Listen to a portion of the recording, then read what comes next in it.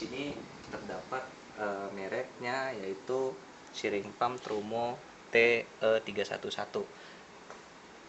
Baiklah, di sini ada beberapa hal yang harus kita persiapkan sebelum melakukan kalibrasi internal, dan yang mana kalibrasi internal ini dilakukan pada rumah sakit ataupun pada puskesmas ataupun pihak-pihak yang sering menggunakan Shearing Pump ini sendiri yang tidak memiliki alat kalibrator atau kalibrasi.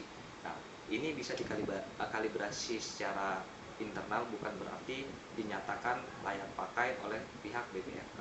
Baiklah, di sini ada beberapa hal yang harus kita ketahui sebelum kita melakukan pengkalibrasian internal, yaitu pertama, kita harus memiliki alat Shearing Pump itu sendiri, dan kemudian kita harus memiliki spet ataupun suntikan, dan kemudian Trumo ini kita hubungkan pada arus PLN.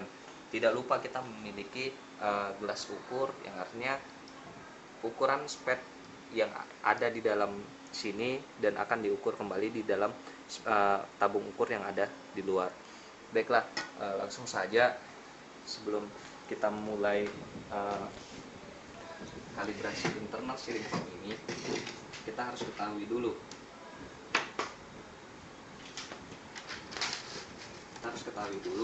Di dalam Shearing Pump itu terdapat plunger, yang mana ini adalah sebuah sensor yang membaca nomor ataupun besar kecilnya sebuah spet yang ada di dalam ataupun yang akan disuntikan pada pasien. Nah, seperti ini. Ini adalah spetnya, ya kan. Dan ini adalah salah satu spet yang nipro, kemudian berukuran 20 seperti itu. Dan kemudian yang ini adalah Paul clamp. Paul clamp ini juga sebuah sensor yang menekan spet untuk mengeluarkan cairan ataupun obat yang akan diberikan kepada pasien. Baik, di sini juga ada cara bagaimana kita menggunakan sebuah Shearing Pump.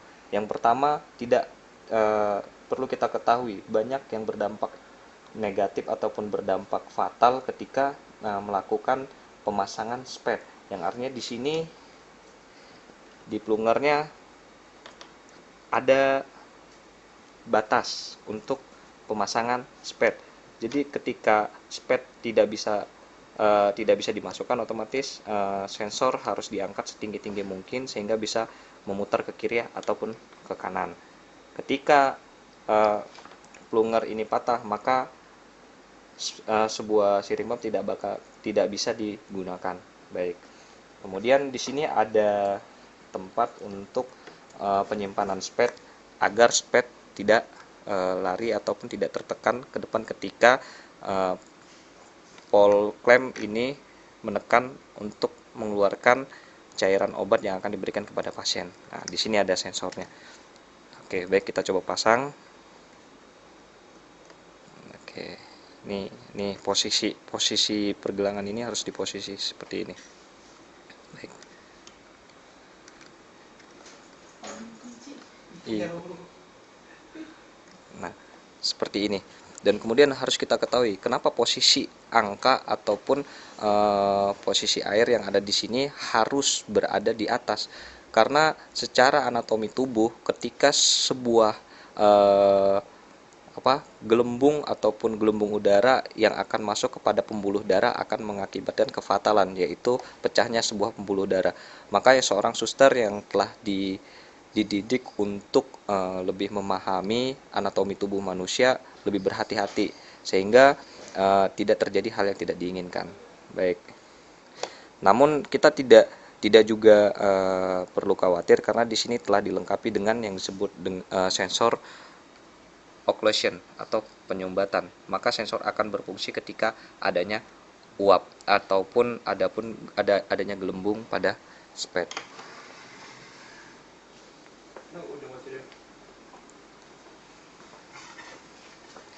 Di sini perlu kita ketahui, di dalam sharing pump juga bersifat mobile, yang artinya bisa digunakan tanpa menggunakan catu daya arus PLN secara langsung. Di sini kita bisa melihat adanya proses pengecasan atau baterai ataupun juga pengecasan baterai dari PLN menuju baterai yang ada di dalam sharing pump ini sendiri. Baik, nah sebelum kita melakukan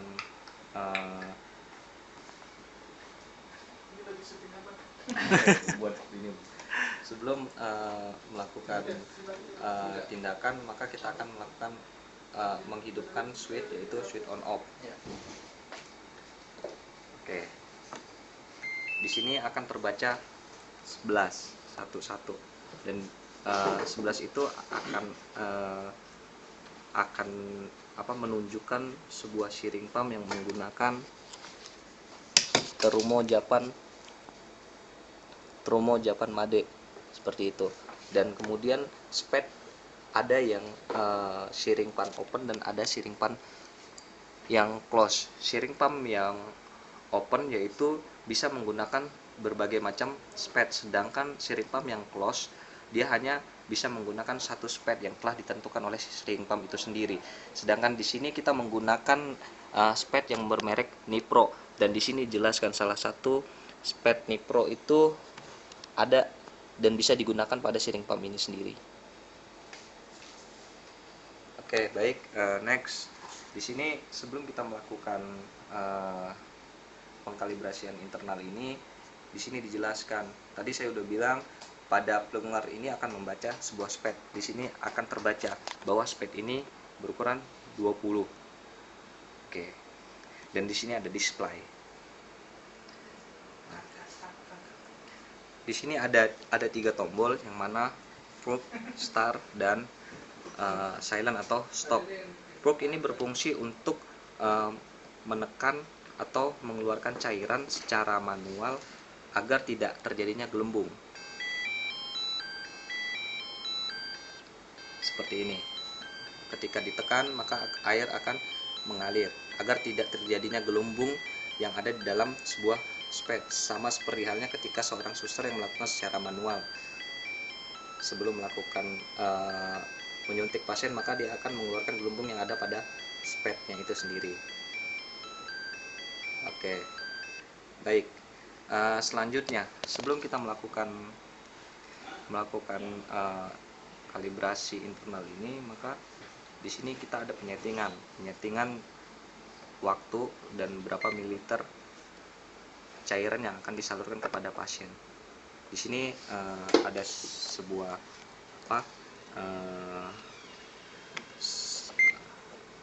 tombol ataupun saklar pengaturan timer yang ada di dalam sharing pump ini sendiri. Baik, kita akan menggunakan kelipatan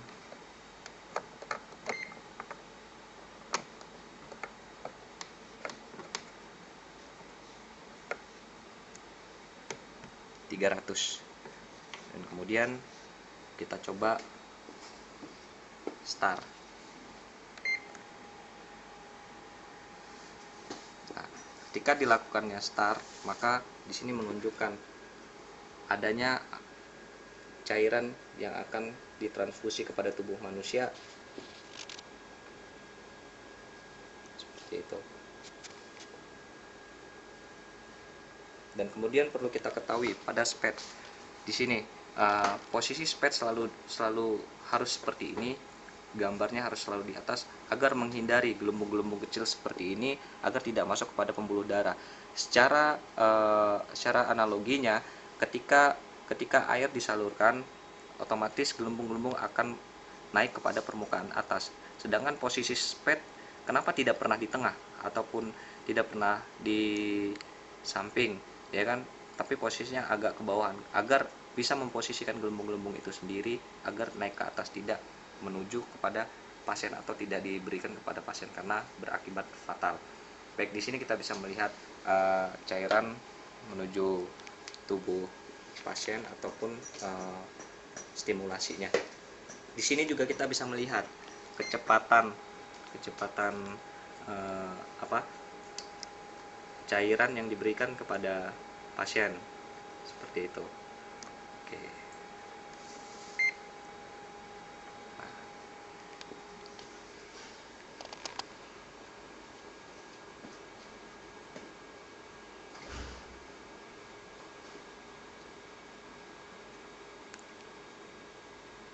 baik, kita lihat saja prosesnya sedang berlangsung terjadinya transfusi.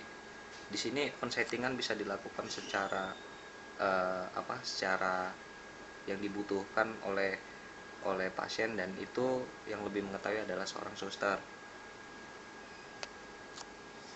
Baik, di sini juga dilengkapi dengan sense of occlusion yang artinya ketika terjadinya bubble air ataupun gelombang air, maka akan timbulnya sensor yang membaca bubble air itu sendiri dan menghidupkan alarm menunjukkan bahwasannya di dalam spet memiliki occlusion atau gelembung air.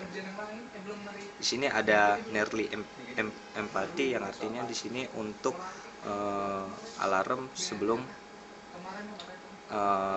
spet ataupun cairan di dalam spet ini habis. Di sini ada lowbat, ketika baterai lowbat maka juga akan ada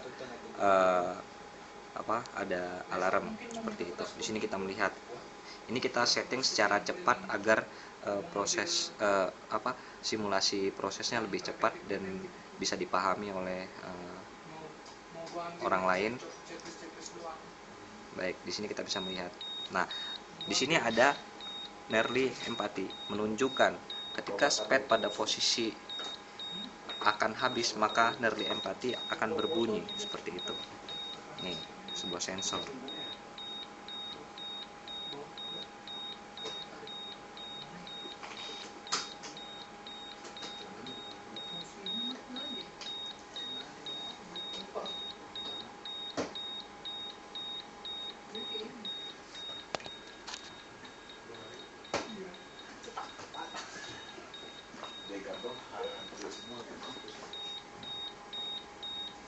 Baik, spet cairan dalam spet mulai habis, dan di sini karena telah habis otomatis dianggap adanya occlusion atau penyumbatan yang ada di dalam selang, maka di sini akan timbul alarm yang disebut dengan alarm occlusion. Baik, mungkin hanya ini saja yang bisa kami sampaikan. Semoga bermanfaat dan kami mengucapkan terima kasih. Assalamualaikum warahmatullahi wabarakatuh.